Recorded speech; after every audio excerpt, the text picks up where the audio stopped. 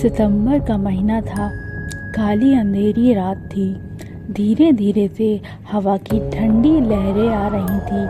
आकाश में बिजली चमक रही थी। मेरे चाचा, जिनका नाम सुरेंद्र था, वो अपने घर से दूर अपने खेत में खाट बिछाए हुए सो रहे थे।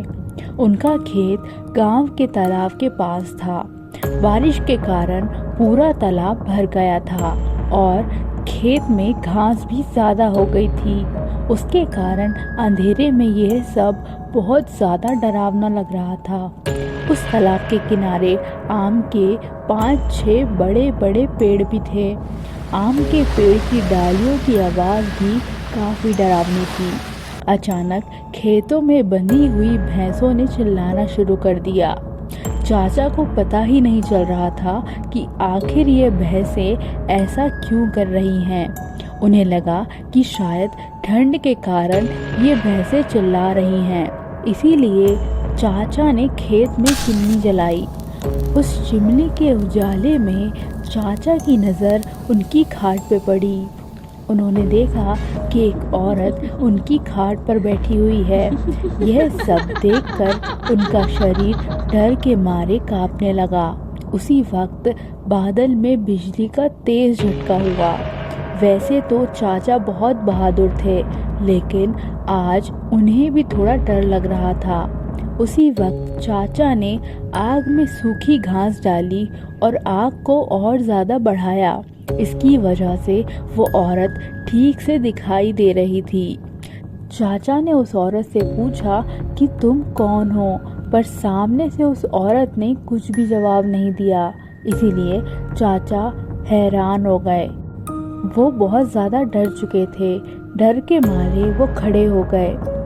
चाचा ने सोचा कि अब डरने से कुछ नहीं होगा।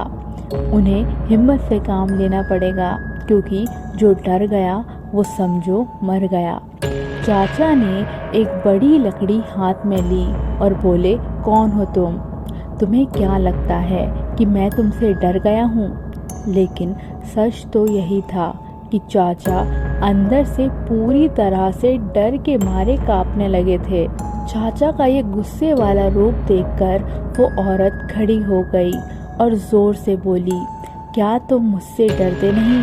चाचा ने हिम्मत की और बोले, यहाँ से चली जाओ, वरना इस लाठी से मार मार कर तेरा सर फोड़ दूंगा।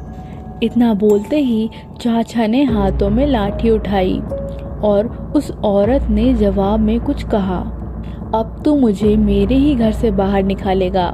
यहाँ पर तो मेरा बचपन गुजरा है। यह मेरा ही घर है। मैं यहाँ सालों से रह रही हूँ। यह सुनकर चाचा का डर और गुस्सा दोनों ही शांत हो गए। उन्हें लग रहा था कि मेरे सामने जो औरत खड़ी है, मैं उसे जानता हूँ। उसकी आवाज़ भी जानी पहचानी लग रही थी। चाचा सोचने लगे कि आखिर ये औरत कौन है। अगर मैं इस औरत को जानता हूँ तो आखिर ये इतनी भयानक और विकराल रूप में क्यों है। अचानक उन्हें याद आया कि अरे, ये तो प्रीति है, मेरी बड़ी बहन। बचपन में मैं और प्रीति साथ में ही खेत में चारा काटने का काम करते थे। अब चाचा को पूरी बात समझ में आ गई। ये प्रीति के बचपन की बात है। जब प्रीति 14 साल की थी, तब इसी खेत में गांव के कुछ बच्चों के साथ खेल रही थी। दूसरे बच्चों की तरह प्रीति भी पेड़ पर चढ़कर एक डाल से दूसरी डाल पर छलांग लगा रही थी।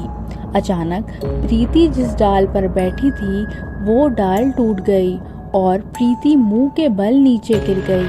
यह देखकर सारे बच्चे डर के मारे चिल्लाने लगे।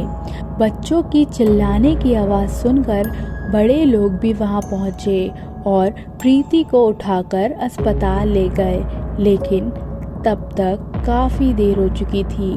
प्रीति अपनी जान से हाथ धो बैठती है। चाचा को सारी बातें याद आ गई और वो सीधा प्रीति के पास जाकर रोने लगे। जब ये बात गांव वालों को पता चली तो सारे गांव वाले चौंक उठे। वास्तव में वो प्रीति ही थी। गांव के एक बड़े बुजुर्ग ने कहा कि जब प्रीति की मौत हुई थी तब वो एक बच्ची थी, इसीलिए उसे बालक समझकर दफनाया गया था। लेकिन वास्तव में उसका अंतिम संस्कार करने की ज़रूरत थी, इसीलिए प्रीति की आत्मा आज तक भटक रही है। चाचा ने तुरंत ही प्रीति को जहाँ दफनाया गया था वहाँ से उसे निकाला। किसी की भी हिम्मत नहीं हो रही थी कि कोई उसके पास जा सके।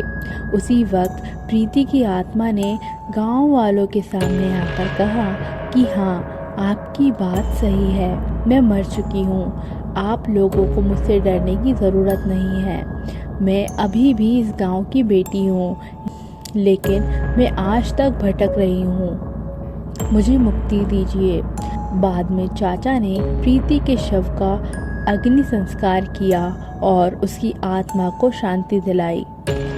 दोस्तों, आपको ये कहानी कैसी लगी कमेंट करके ज़रूर बताएं, और वीडियो अच्छी लगी है तो वीडियो को लाइक करें और चैनल को सब्सक्राइब करें। मिलते हैं अगली वीडियो में।